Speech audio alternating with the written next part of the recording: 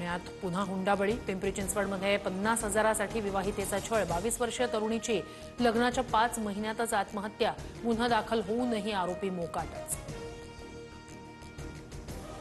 पुण्यातील लोहगावात सासरच्या जाचाला कंटाळून महिलेचा आत्महत्येचा प्रयत्न। पतीचा पत्नीकडे गाडीसाठी तगादा तर सासूचाही जाच। पती सासू आणि दिराविरोधात गुन्हा दाखल। संभाजीनगरमध्ये विवाहितेला पेट्रोल टाकून जाळण्याची धमकी। अमरावतीत विवाहितेच्या पतीसह 4 विरोधात गुन्हा दाखल। 5 लाख हुंडा दिल्यानंतरही सासरच्यांकडून शारीरिक आणि मानसिक छळ। फरार असताना वापरलेल्या गाड्यांपैकी एक गाडी सुशील हगवणेच्या नावावर। आलिशान फोर्ड एंडेवर कार सुशील हगवणेच्या नावावर। फरार असताना हगवणेकडून एंडेवरसह बलेनो आणि थारचा वापर।